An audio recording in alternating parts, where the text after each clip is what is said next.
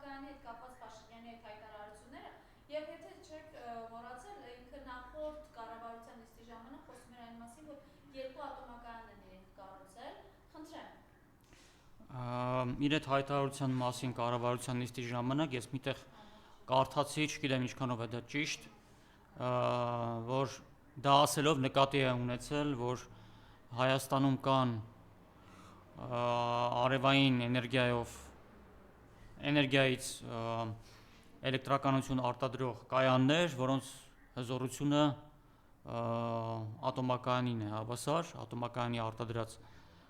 էլեկտրոէներգիայի հզորությանը, ես կարդացի, որ դա է նկատի ունեցել, եւ անցած անգամ դրա մասին ասացի, եթե դա է նկատի ունեցել, այստեղ հարցը ինչի, որ արևային էներգիայով կարելի է համարժեք էլեկտրաէներգիա արտադրել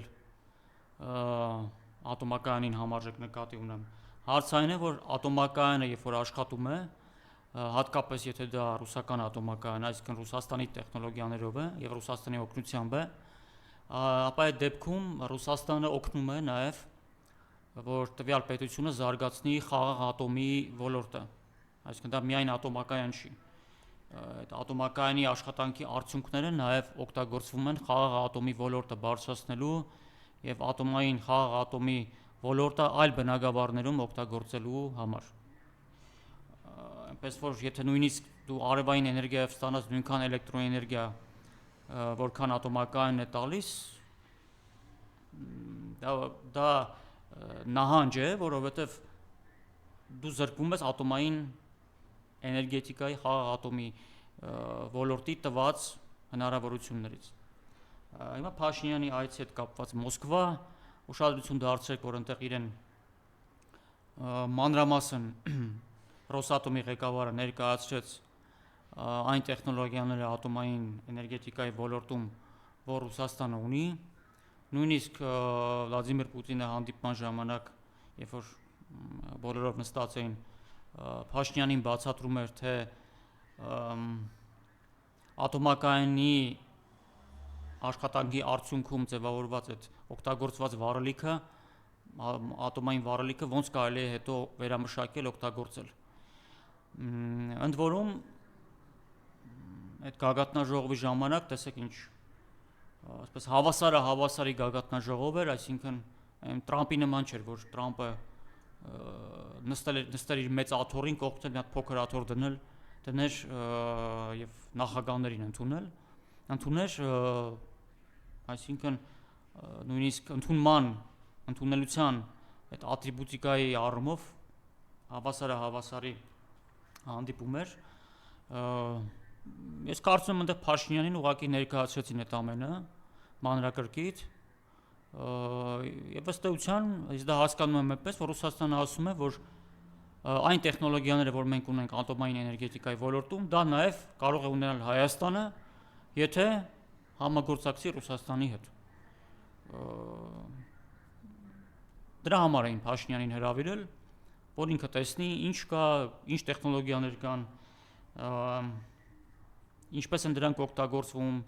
որ ոլորտներում, ինչ հնարավորություններ են տալիս, որ հետո եթե Հայաստանը ցանկանում է գնալ Ռուսաստանի հետ համագործակցության ճանապարհով, ապա այդ տեխնոլոգիաները Հայաստանը հնարավորություն կունենա ստանալ։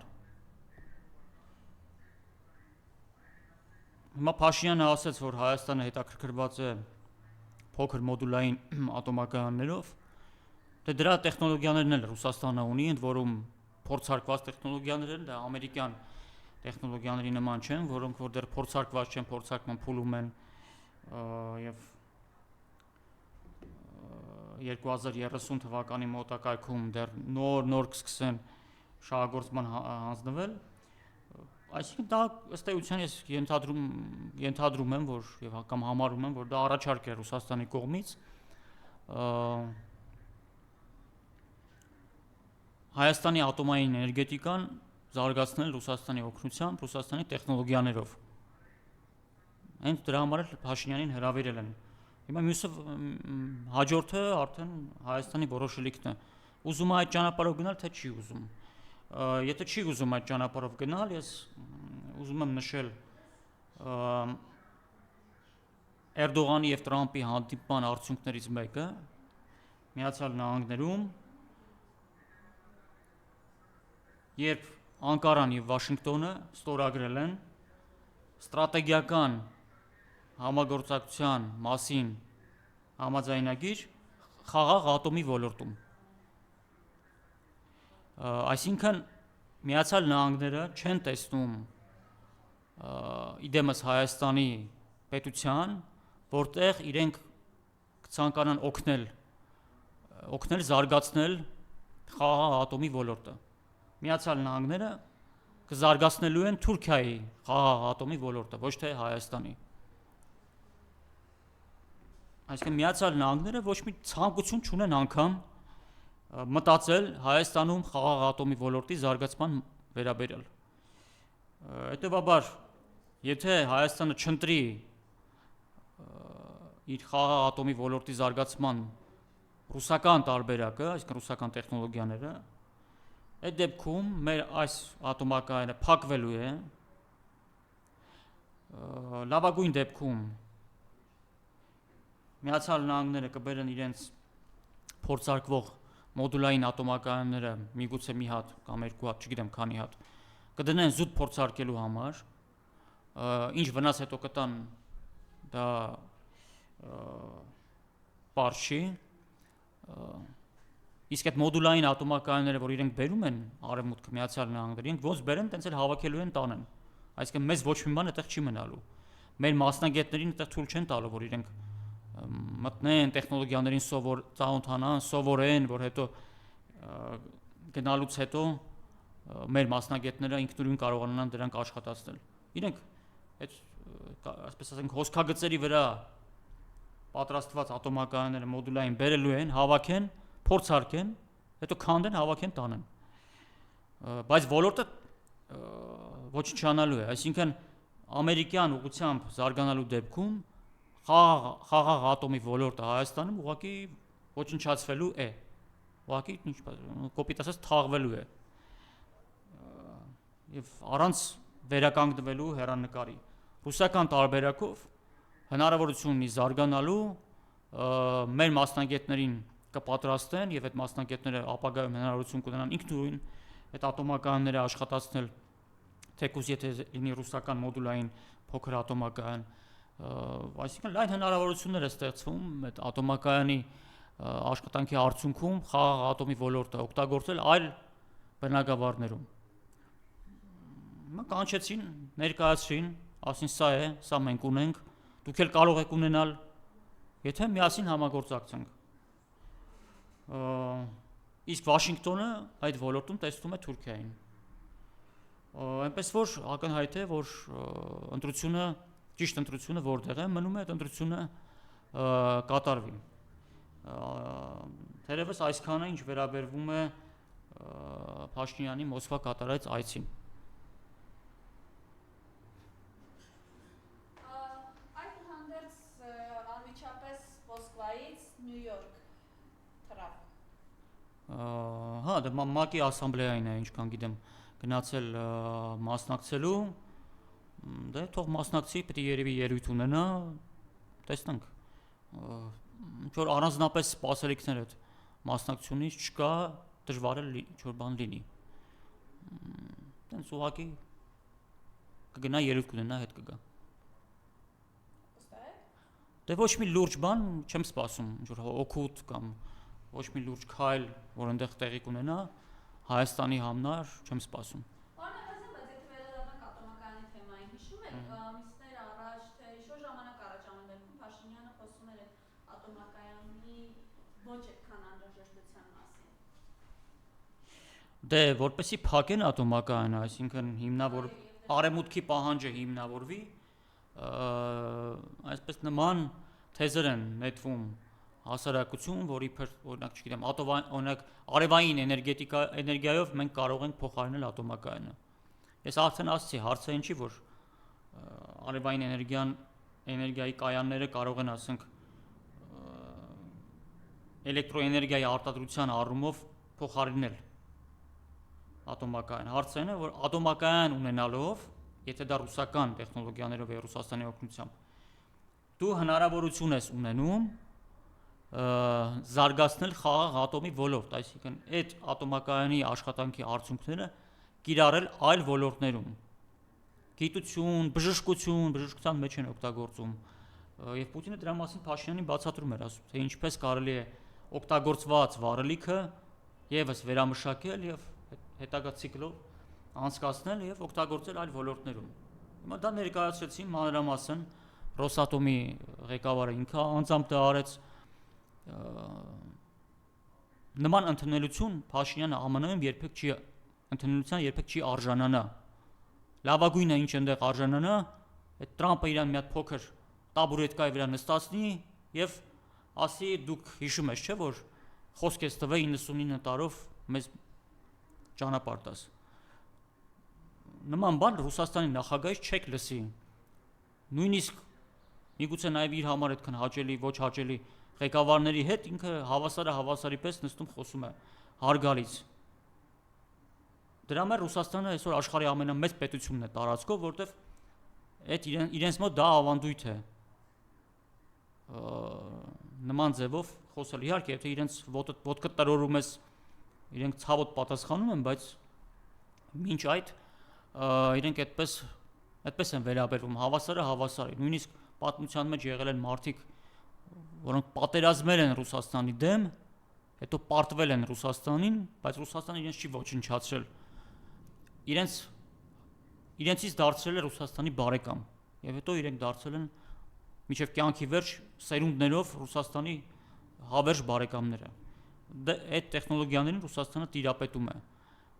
Իսկ Տրամպի մոտ որ գնացել էր, Տրամպը մեծ աթոռին նստել էր, ասում էր վայ, ես ինչ լավ սիրուն, գեղեցիկ ստորագրություն ունես եւ այլ նման ինչ-որ բաներ, ձեռք էր առնում ուղղակի։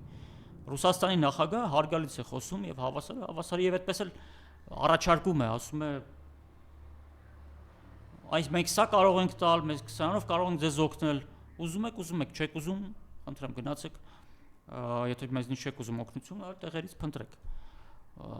Այնպես որ տեսնենք ոնց կզարգանա։ Էրդողանը Միացյալ Նահանգներում այս գեղձավոր խաղը Իսրայելի հետ իբր չեն կիսում ինչ-որ բաներ, բայց գնում է Թրամփի մոտ, երկու ցեղասպան պետությունների մասին են խոսում, Իսրայել եւ Թուրքիա, խնդրեմ։ Դե նախ առաջինը ոչ մեկ չի կարող Ներողություն չտալելու համար ձեզ, ինչ ազդեցություն դա կունենա տարածաշրջանում մեզ վրա, ինչ սպասել, հաշվի առնելով, որ բոլորը, օրինակ այդ որ նաև դուք տարածաշրջանում նշում եք, որ հավաքական արևմուտքի Միացյալ Նահանգների ներկայացուցիչը Թուրքիան է։ Դե ոչ թե նշում ենք, դա այդպես էլ կա, բոլոր առումներով, թե ռազմական առումով, հիմա արդեն տեսանք նաև ատոմային էներգետիկայի առումով, այսինքն ԱՄՆ-ն Թուրքիային է օգնելու, որ ատոմային էներգետիկայի ոլորտ զարգացնի։ Հայաստանին չի օգնելու։ Հայաստանում կարող է բերի իր ատոմակայանները փոքր փորձարկի, մինչև 30 թիվը օրինակ, որ տեսնի շրջակա միջավայրը աղտոտում են, թե չէ։ Օրինակ Միացյալ Նահանգները օրենք ունեն, որով արգելված է իրենց մոտ այդ ռազմական նշանակության կենսաբանական փորձարկումները։ Իրենք ներսում իրենց օրենքով արգելված է։ Դրա համար այդ փորձարկումները իրենք անում են դրսում։ Հիմա նույնն էլ ատոմակայանի հետ կապված։ Ինչի համար իրենք փորձարկեն իրենց ներսում, եթե կարող են փորձարկել այլ երկրներում, հաշվի առնելով, որ դրանք այդ փորձարկումները ռիսկեր են պարունակում շրջակա միջավայրի համար։ Ռուսական ատոմակայանները փորձարկված են, այդ թվում նաև փոքր մոդուլային ատոմակայանները։ Ինչ վերաբերում է Էրդողանի այցին, դե գնացել է վերադասի մոտ հանդիպման։ Պատկերացրեք, ընկերություն է, կա տնօրեն եւ աշխատողը գնում է տնօրենի մոտ հանդիպման։ Դե ինչ էլ ասի, վերջում համաձայնվելու է տնօրենի պահանջների հետ։ Ոչ չի հակաճառելու։ Հա կարող է ինչ-որ որոշ դետալներում այլ կարծիք ցուցաբերի, բայց ընդհանուր առմամբ եթե աշխատողի կարծիքը կտրուկ տարբերվի տնօրենի կարծիքից, այդ աշխատողին ուղղակի աշխատանքից կհանեն։ Հետևաբար Էրդողանը գնացել է Տրամպի մոտ եւ պետք է ընդհանուր առմամբ մնա այն գծի մեջ, որը որ Միացյալ Նահանգները դրել են։ Իսրայելը անում է այն, ինչ ուզում է, թիկունքում կան Միացյալ Նահանգներ, եւ այդպես Տրամպն էլ չէ ինչ ուզում ասում է, ոնց ուզում ասում է, ինչ բառերով ուզում ասում է։ Եվ ոչ մեկ չի կարողանում ասել իրեն այդպես մի ասա։ Հետևաբար Իսրայելն էլ օգտվում է դրանից եւ իր ներքին եւ տարածաշրջանային անվտանգության խնդիրներն է լուծում։ Այնպես որ ԱՄՆ-ն ոնց ասի, այնպես էլ Թուրքիան անելու է մեծ հաշվով։ Հա մանր-մունր ինչ-որ դետալներում կարող է գնալ զիջման, ինչպես տնօրենը կարող է ասենք գնալ որոշ զիջման, ասենք աշխատողի նկատմամբ, ընդհանրենք իր բաժնի պետի նկատմամբ, օրինակ, որը ինչ-որ կարծիք ունի ինչ-որ հարցի շուրջ, բայց չի կարող այդ բաժնի պետի կարծիքը տրամագծորեն հակառակ լինել տնօրենի կարծիքի հետ։ Այսպես, այնպես որ Թուրքիայի դերը աճելու է եւ այդ դերը աճեցնելու է հավաքական արևմուտքը, ԱՄՆ, Մեծ Բրիտանիա իրենք են անելու։ Ստեղ իհարկե կարող է, ասենք, Մեծ Բրիտանիան ԱՄՆ-ի հետ որոշակի մրցակցություն ունենա, բայց դա ոնց ասեմ, հավաքական արևմուտքի ճամբարի ներսում տեղի ունեցող մրցակցություն է։ Այսինքն դա չի հակասում, դա դուրս չի գալիս հավաքական արևմուտքի կողմից Ռուսաստանի դեմ մղվող պատերազմի տրամաբանությունից կամ չի հակասում այդ տրամաբանությանը։ Դե պարզ է, որ ասենք հավաքական արևմուտքում բոլորը իրենց փայն են ուզում Ռուսաստանի դեմ պատերազմի արդյունքներից։ Թուրքիան էլ է ուզում, Մեծ Բրիտանիան էլ է ուզում, բոլորը ուզում են այդ փայը, բայց գլուխը Միացյալ Նահանգներն են։ Իրենք են ասում, իրենք այդ փայի մեծ մասը իրենց են վերցնում, մյուսները բաժանում են իրենց, այսպես ասենք, վասալների միջև։ Այնպես որ Թուրքիան խելոք անելու է այն, ինչ Տրամպը իրենց կասի։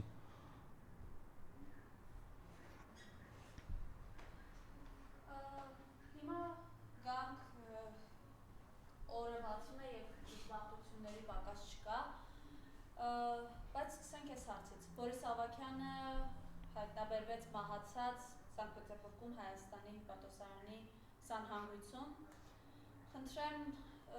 դուք գիտեք նախադեպ, որ հանձնվող մարդը ինքնասպանություն գործի։ Փաստաբանը պնդում է, որ սա ինքնասպանություն չէ, սպանություն է։ Ինքը մինչև իր մահն է տեսաուղերձ էր տարածել, համեցեք։ Մինչ այդ մի բան էլ ասեմ ատոմակայանի հետ կապված, այդ նոր լուրը, որ Իրանը եւ Ռուսաստանը 25 միլիարդ դոլարի համաձայնագիր են ստորագրել Իրանում 4 ատոմակայան կառուցելու վերաբերյալ։ Նու սա Իրանն է ասում, չգիտեմ պաշտոնականով կա թե չէ, բայց ես նման տեղեկություն ունեմ, որ այո, նման բան պատրաստվում է։ Այսինքն Իրանը տեսնում է, որ Ռուսաստանը առաջատար պետություն է այդ հարցում, տեսնում է, որ դրա միջոցով ինքը կարողանա զարգացնել իր ատոմային էներգետիկան եւ գնում է այդ քայլին։ Ինչ վերաբերում է ձեր ասացին,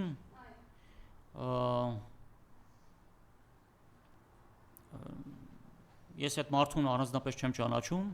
իր գործունեությանն էլ ծանոթ չեմ, բայց փաստանում է փաստ, որ նա եկել մտել է Հայաստանի հյուպատոսարան եւ խնդրել հանձնվել է փաստորեն, ինչքան գիտեմ, ինչքան որ լսել եմ, ինքը եկել է հանձնվել Հայաստանի իրավապահներին։ Իր նկատմամբ ինչքան հասկացա, քրեական գործեր կա Հայաստանում, հանձնվել է իրավապահներին եւ խնդրել, որ իրեն տեղափոխեն Հայաստան։ Լուրերից տեսա, որ ինչ որ գրած էր, չգիտեմ, քանի ժամ այդ անգիտակից վիճակում միտեղ ընկած է եղել։ Ես չեմ կարող պնդել սա, չգիտեմ, ինքնասպանություն է, ինքնասպանություն չի, ինչ է, որտեվ փաստեր չունեմ չեմ ուզում ենթադրությունների հիման վրա ինչ որ եզրակացություններ անել,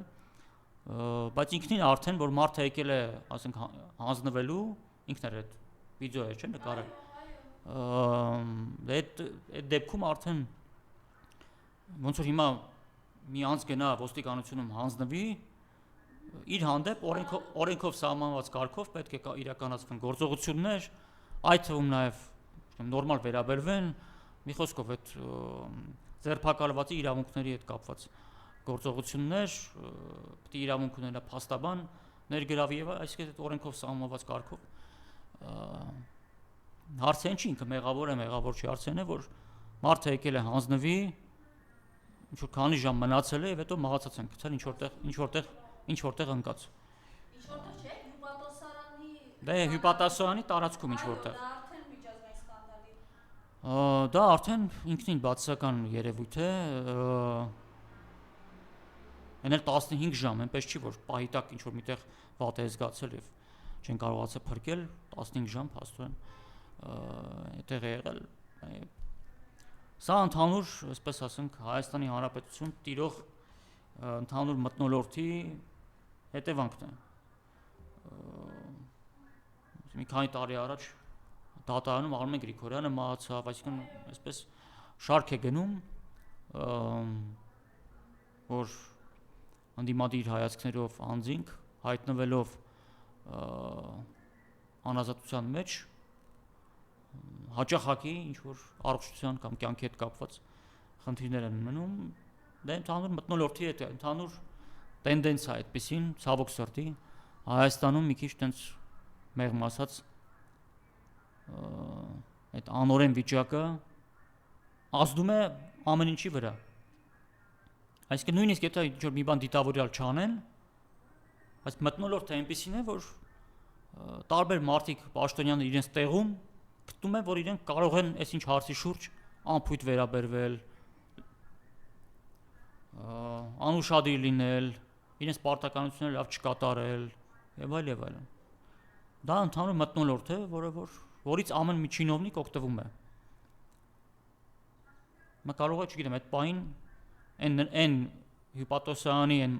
պաշտոնատար անձինք պատասխանատուները, որոնք պետք է գործընթացը պատշաճ իրականացնեին, այդ մարդուն ինչ որ բանով օգնեն, միգուցե ինչ որ այդ վիճակի հետ կապված ապրումներ ունեցել, միգուցե ես չգիտեմ, ասենք կարող սիրտը չի դիմացել, ենթադրենք, հա, բայց այդ մարդուն պետք է տեր կանգնես, եկել է պետությունն է մտել, պետության տարածք։ Ըստ տեղեկությունների 50 րոպե ինքը սանհանգություն ա եղել։ Դե ես ինչքանով հասկացա իրեն նաև այնտեղ ինքը գնացել է, որտեվ Ռուսաստանի իրավապահներն են իրեն փնտրել, ես չեմ ուզում դրան ինչ որ գնահատական տալ, իր այդ մարդը մահացել է, չեմ ուզում բան անեմ, բայց ուզում եմ ասեմ, քաղաքացին եկել է մտել է պետության տարածք եւ ինքը հետախուզվել է կամ իրավապահների կողմից իրեն փնտրել են եւ ինքը պետք է իր հանդեպ պատշաճ վերաբերմունք լիներ եւ ապահովին ընթացակարգը։ Դա արդեն վատ է, հասկանում եք, նշանակում է ցանկացած քաղաքացի դուրս լինելով, այս դեպքը տեսնելով ինքը մտածում է լավ, հիմա դեպք ա եղել, պետք է գնա մտնի հյուպատոսարան, օգնություն խնդրի, օրինակ։ Քաղաքացի է, որ պաշտպանեն իրեն հյուպատոսարանը ինչ որ հարցով։ Արդեն ստվեր է գցում, վստահությունն են գցում, որ մարդ վստահություն չունենա, որ դրսում գտնվելով գնա մտնի ինչ որ դեսպանատուն կամ հյուպատոսարան Հայաստանի օգնության խնդրանքով։ Չգիտի ինչ կլինի, հիմա քանի ժամ կպահեն, չեն պահի, սնունդ կտան, չեն տա, այսինքն օգնություն եւ այլն, այդ առումով իհարկե բացասական է։ Բայց ինչ վերաբերվում է որ ինքնասպանությունը, թե ինքնասպանություն չի, դա առանց փաստերի ես չեմ կարող դա պնդել։ Հայաստանի Հանրապետության ներսում իր տան բակում գնդակահարվում է ընտրված հանրային կապետ Բաղդասար Գրիգորյանը։ Խնդրեմ ես մասով ձեր տեսակետը։ Իրավապահները դեռ փնտրում են հանցագործին։ Չնայած մամուլում արդեն տեղեկություններ կան, որ կասկածյալ է հարձակվում, բայց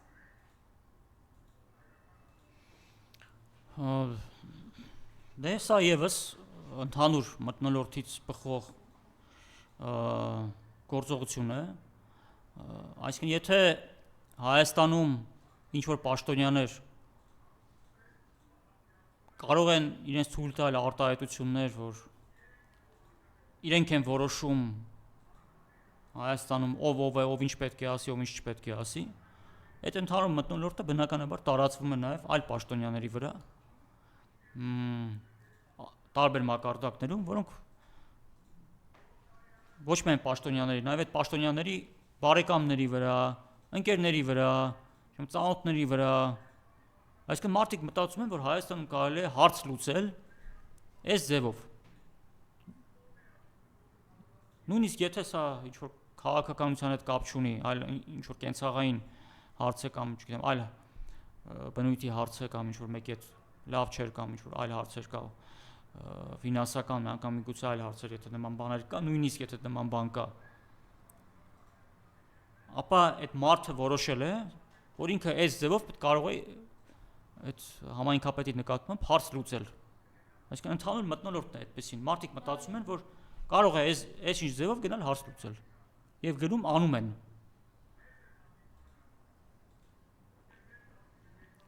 Հիմա այո, ինքը ԿՊ-ին հաղթել էր,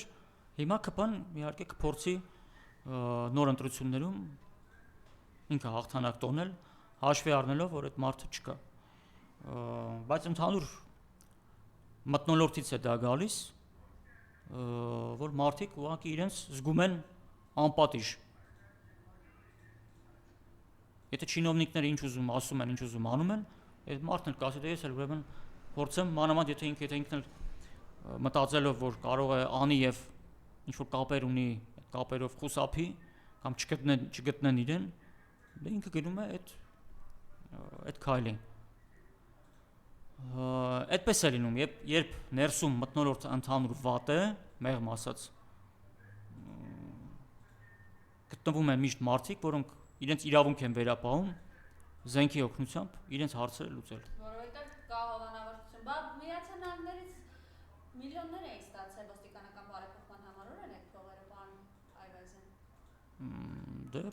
բարեկներ են բերել։ Բարեկներ են, որ թմրանյութ են սրում այդ բարեկները, հիշում եք քանի նախադեպ է եղել, որ թմրանյութ սրող բարեկներ կան։ Դե եղել է, իհարկե բոլորին չեն կարող ասել, բայց եղել է։ Դե հիմա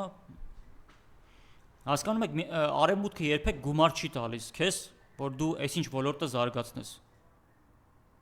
Քանի տասնյակ տարի է արևմուտքից գրանտեր են եկել Հայաստանում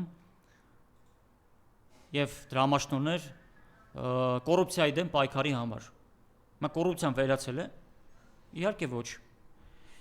Դա մենա որտեղ արևմուտքը կոռուպցիայի դեմ պայքարի համար չէր այդ գումարները տալիս։ Ընդհակառակը տալիս էր, որ կոռուպցիան Հայաստանում շատանա։ Այն առաջի տարիներին, որ ԿՊ-ն նոր էր եկել իշխանության, Արադ Միրզոյանն չէ, հայտարարեց, ասաց Հայաստանից 30 միլիարդ գումար փող են տարել 30 տարվա մեջ։ Ինչքանն են հետ բերել այդ 30 միլիարդից։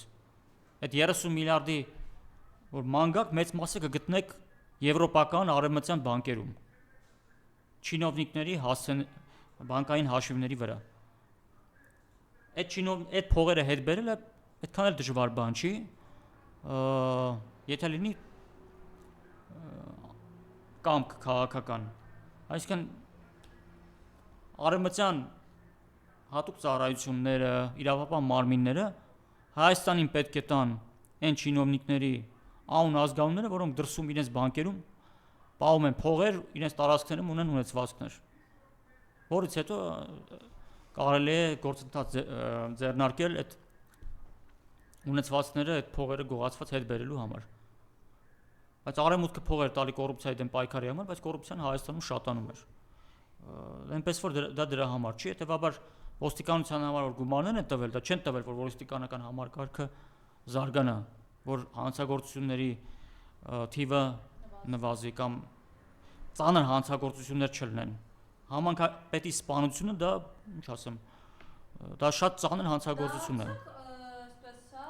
այս խոսքեր ասում են, որ դա կրակոց է պետության վրա։ Դա նշանակում է, որ ոչ մի համայնքապետ, հատկապես ընդդիմադիր հայացքներով, իրեն անվտանգ չի զգում։ Կամ բանվում է դա նշանակում է, որ պետությունը գործում է ռեժիմի կանոններով, ռեժիմ, այսինքն ռեժիմը որն է, որ ոչ թե օրենքն է գերակա, այլ մարդկանց չինովնիկների ցանկությունը, անձնական կարծիքը, իրենց ինչ ասեմ, մոտեցումները եւ այլ, այսինքն օրենքը չի գերակա, իրենց իշխանությունը եւ այլ եւ այլ։ Դե այսպիսի մթնոլորտում ենք ապրում, որտեղ որ նման դեպքեր են տեղի ունենում։ Ես չեմ կարծում, որ եթե համայնքապետը ունենար ինչ-որ թշնամանք, ինչ-որ անձի հետ եւ այդ անձն է արել, ապա շատ դա արագ կարելի էր պարզել։ Այսինքն շրջանակը կարելի էր պարզել, ովքեր հնարավոր է դա արած լինեին, պարզեին ում հետ ինչ խնդիրներ է ունեցել, ինչ խնդիրներ եւ արագ կարելի էր գտնել։ Բայց ես հիմա չեմ ուզում իրավապահների գործառույթների մեջ մտնել, բայց այն ինչ որ կատարվել է, դա ինքնին արդեն նշանակում է, որ անվտանգության առումով Հայաստանում լուրջ խնդիրներ կան։ Առաջիկա մեջ միացնում են սպասվում համայնքային ընտրություններ, արդյոք դա է կազմի վախի մթնոլորտ կստեղծի։ Դե չգիտեմ, կարող է ազդել, ես չեմ չափել, ինչքանով է դա, այսպես մարդկանց կարծիքի վրա ազդում, դե ամեն դեպքում ստեղծում է, իհարկե, մարդ նայում է, ասենք,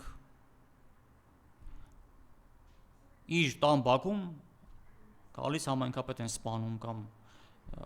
այլ դեպքեր են տեղի ունենում եւ ինքը արդեն իրավապահ համակարգի նկատմամբ արդեն իսկ իրեն պաշտպանված չի զգում եւ եթե ինչ-որ խնդիրներ է ունենում է, մտածում է, արժի դիմեմ իրավապահ համակարգին, ինձ կօգնի թե չի օգնի, կարող է ընդհակառակը դիմեմ ավելի վատ լինի եւ սա էլ է բերում խնդիրների, որտեղ մարդը ասում է, եթե դիմեմ, այսինքն խնդիր ունի, չի վախենում է դիմել, որտեղ կարող է մտածում է դրա փոխարեն խնդիրները լուծելու փոխարեն ավելի ավելանան, այդ դեպքում ինքը փնտրում է եղանակներ ինքնուրույն իր խնդիրները լուծելու։ Դե մեկը ինչ-որ մի մեղմ եղանակ է գտնում, մյուսն էլ զենքի միջոցով է այդ խնդիրը լուծելու եղանակը գտնում։ Երկու դեպքում էլ ստեղծում է անպատժելիության, ամենաթողության մթնոլորտ։ Գլխավոր դատախազը, այս վերջերս ինչքան հիշում եմ, ասենք մտել է ազգային ժողով ընդդիմադիրների հետևից։ Անկախ նրանից այդ ընդդիմադիրը մեղավոր չի, ես իրեն հիշում եմ այդ գործառույթը իրականացնելիս։ Այլ լուրջ գործառույթների, ինչ որ լուրջ բացահայտումներ կամ հասարակության համար կարևոր նշանակություն ունեցող գործերի հետ կապված բացահայտումներ կամ ձերբակալություններ չեմ հիշում։ Դա է տպավորվել, որտեղ շոուն դրանից են սարքում։ Այ որ մի հատ կարևոր գործ բացահայտեն եւ դա ներկայացնեն, ասեն բացահայտեցին, լավ, դա հասկանալի կլինի։ Ներկայացնում են, ասենք, իրավապահ համակարգի դատախազության ձեռքբերումները։ Իսկ այս դեպքում աստորեն այդ շոուն չի երևում, էլի չենք տեսնում։ Այսինքն գոնե ինչ-որ շոու ասեն, տեսեք ինչ-որ գործ ենք անում, բռնեցինք, դատախազի խոսք լսենք, հա, օրինակ, իրավապահ համակարգի ղեկավարների խոսք,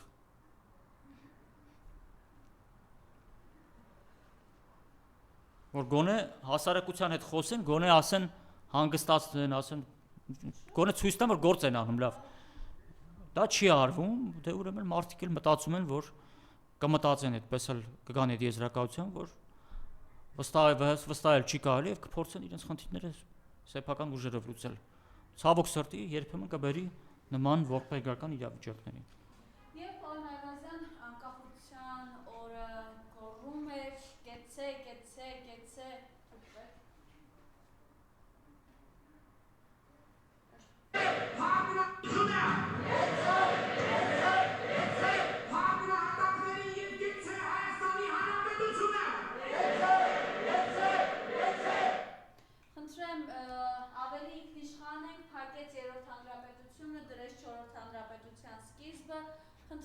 այսօր ձեր տեսակետը։ Ուզում է 4-րդ, ուզում է 5-րդ, այդ թիվը այդքան էական չի։ Բայց ով է ինքը որ փակի է հանրապետություններն ընտրել պատմություն։ Դե հիմա ով է, ով չի, բայց որոշումներ կայացնելու գրիչն ու կնիքը իր ձեռքում է։ Եվ փաստը մնում փաստ, որ քաղաքականություն է իրականացնում։ 4-րդ, 5-րդ ինչ անվանում կամ թիվ ուզում եք դրեք։ Այսօր աշխարհում երկու տենդենց կա։ Մի տենդենսը դա ձևավորվող բազմաբևեռ աշխարհն է, որը հիմնված է պետությունների ինքնիշխանության վրա։ Այսինքն ձևավորվում է ինքնիշխան պետությունների բազմաբևեռ աշխարհ, որի շոքեքաշը Ռուսաստանն է, օբյեկտիվորեն ինքն է, որտեղ ինքը ունի այդ հնարավորությունները այդ շոքեքաշը լինելու։ Բայց այդ շոքեքաշի մաս կազմող պետությունները իրենք միավորվում են եւ շարունակել են միավորվել ինքնիշխանության հիման վրա։ Իրենք կարող է իրար հետ մրցակցեն, միմյանց հետ մրցակցեն, բայց իրենց միջազգային հարաբերություններում իրենց գործունեության հիմքը լինելու է իրենց ինքնիշխանությունը, այսինքն որ իրենց ինքնիշխանությունը հարգում են, հաշվի են նստում իրենց հետ, հարգում են իրենց ինքնատիպ զարգացման իրավունքը։ Կա երկրորդ տենդենսը, երբ որ գոյություն ունի արևմտյան միաբևեռ աշխարհ, որը գնալով ավելի մեծ ճաքեր է տալիս եւ թուլանում է, բայց այդ արևմտյան աշխարհը ուզում է որոշակի չափով իր գերիշխանությունը գոնե երկրագնդի ինչ որ հատվածի վրա պահել։ Հիմա մեր նման պետությունները կամ պետք է ընտրեն բազմաբևեռ աշխարհի մաս կազմելու վեկտորը, որ ինքնիշխան պետություն լինես, կամ պետք է լինես արևմտյան գաղութ, սպասարկես արևմուտքի պետությունների գերիշխանությունը եւ իրենց բարեկեցությունը։ Այսինքն քեզ պետք է թալանեն, որ արևմտյան թոշակառուն լավ ապրի, եթե պարզ ասած։ Ու քեզ նաեւ օգտագործեն որպես գործիք այդ բազմաբևեռ աշխարհի ճարտարապետների դեմ, Ռուսաստան, Չինաստան եւ այլն։ Հիմա այս երկու վեկտորն է, այլ վեկտոր գոյություն չունի աշխարհում։ Հիմա 4-րդ հանրապետությունը, 5-րդ, 6-րդ, 7-րդ էական չի։ Էականը թե ինչ վեկտորա Հայաստանի Հանրապետությունը զարգացման ընտրել։ Եթե ընտրել է այդ արևմտյան հեգեմոնիան սպասարկողի վեկտորը, ուրեմն նույնիսկ եթե 3-րդ հանրապետություն մնար, ոչ մի բան չէր փոխվելու էական դրանից։ Եթե ընտրում է այլ վեկտոր, այլ ուղղություն, դե այդ դեպքում արդեն դա Հայաստանի համար լավ է եւ անունը կարող է նաեւ դնել 4-րդ հանրապետություն։ Բայց ներկա դրությամբ ես չեմ տեսնում, որ Հայաստանը ընտրել է ճիշտ վեկտորը։ Առայժմ ինքը սխալ ուղղությամբ է գնում։ Ինչքան դա կտևի եւ ուր կհասցնի, չգիտեմ։ Բայց ի վերջո, եթե նույնիսկ Հայաստանը այդ սխալ ուղու վրա գնալով շատ հեռու գնա,